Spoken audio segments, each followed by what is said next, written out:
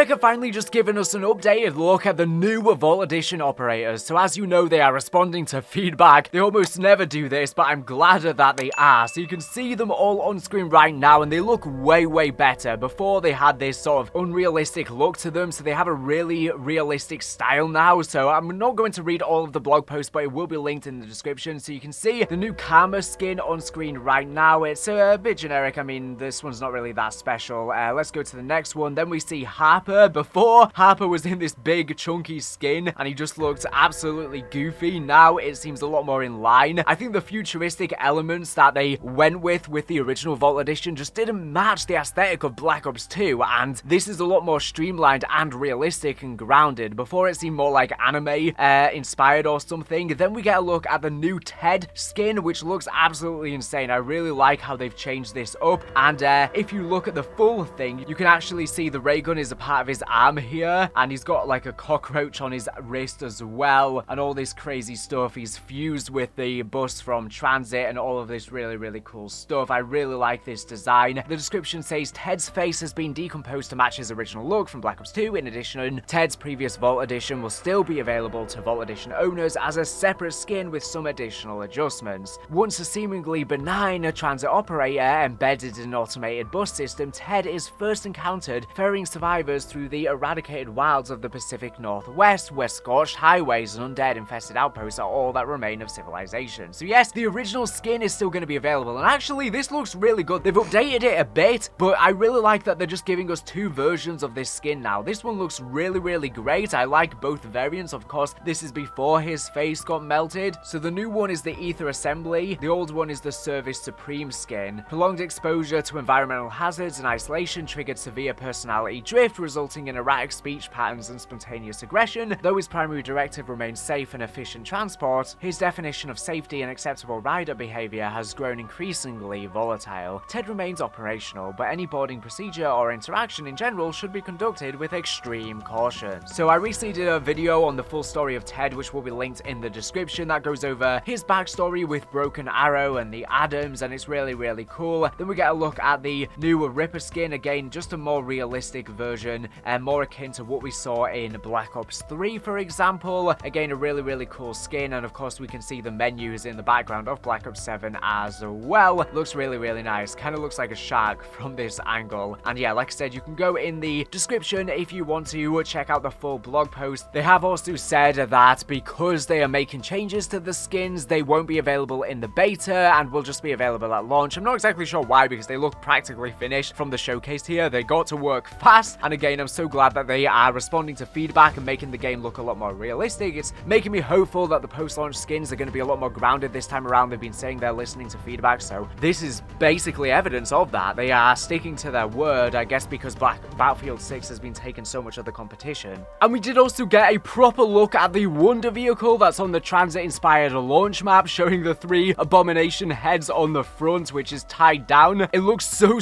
cool. Obviously, we got an image from, I think, either the intro cutscene or the trailer, showing a shot of this the other day as well. We'll probably see this very soon. This is probably going to be shown at Call of Duty Next at the end of the month. But Mizkif accidentally showed it early within one of his videos. And right now, I'm just going to play the raw videos of every single one of the skins so you can get a cleaner look at them now.